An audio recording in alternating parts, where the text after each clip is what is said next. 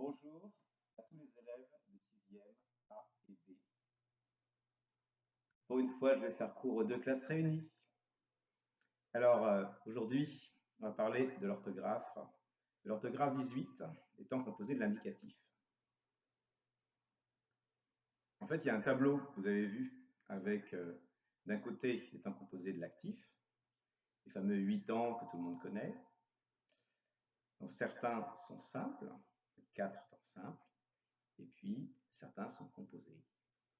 Et leurs noms sont assez faciles à retenir parce que l'imparfait, bon, l'auxiliaire, pardon, le plus que parfait, l'auxiliaire est à l'imparfait. Hein. Le passé antérieur, l'auxiliaire est au passé simple. Donc c'est assez facile à retenir. Maintenant, au passif, que se passe-t-il? Au passif, comme vous le savez, le sujet subit l'action. Je suis écouté. Je suis observé. Je suis quelque chose.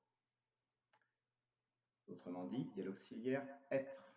Et on utilise ce je suis dès le présent.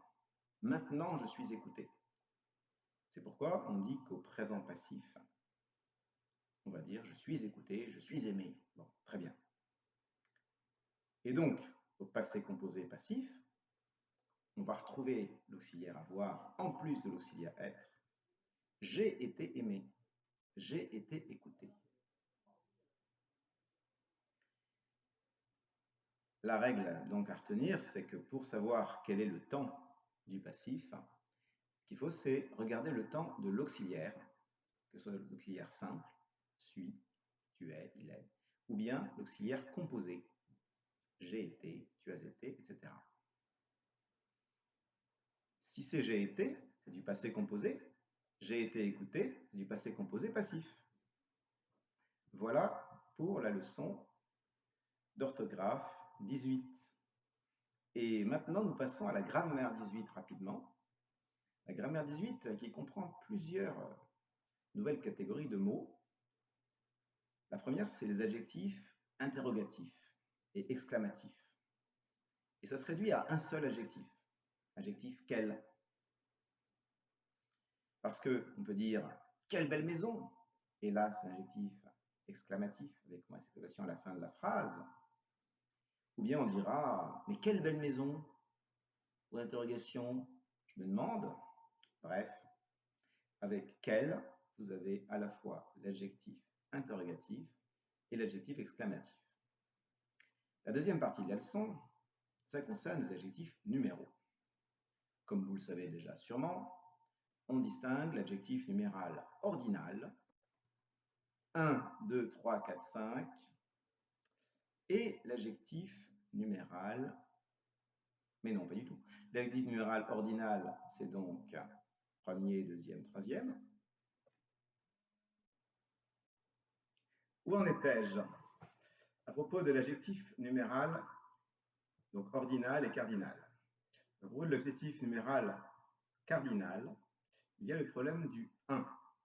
1 qui peut être aussi bien un adjectif numéral qu'un article indéfini. Alors comment savoir? Eh bien, il faut que dans la phrase, l'adjectif numéral soit vraiment exprimé.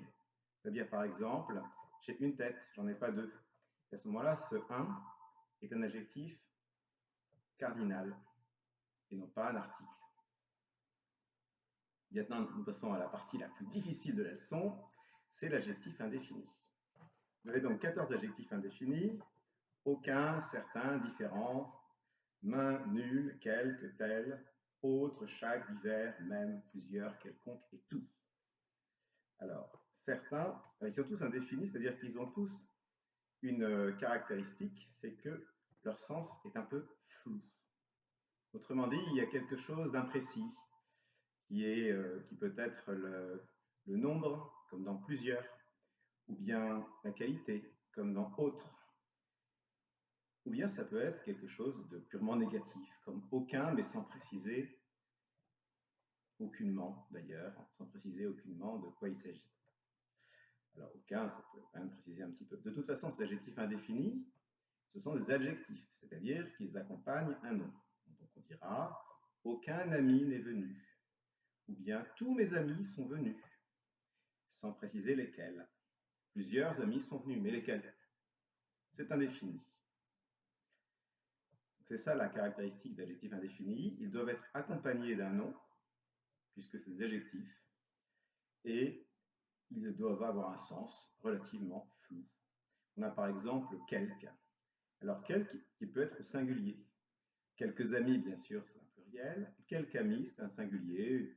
C'est l'équivalent de un ami quelconque, un ami que je ne veux pas préciser. Voilà.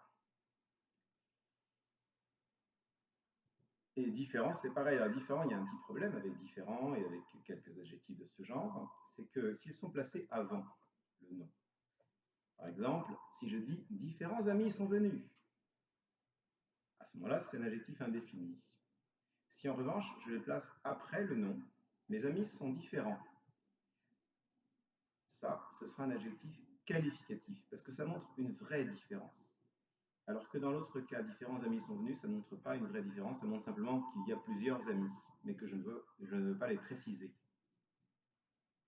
Donc c'est très important de distinguer, il y en a beaucoup comme ça, d'adjectifs indéfinis qui, s'ils sont placés avant le nom, sont bien des adjectifs indéfinis, mais s'ils sont placés après le nom, ils deviennent des adjectifs qualificatifs. Bon. Et à part ça, j'espère que tout le monde me reçoit bien, m'a bien compris. On peut toujours poser des questions sous forme de messages dans l'école directe. Et je suis absolument ravi d'avoir pu refaire un premier cours dans cette période de confinement.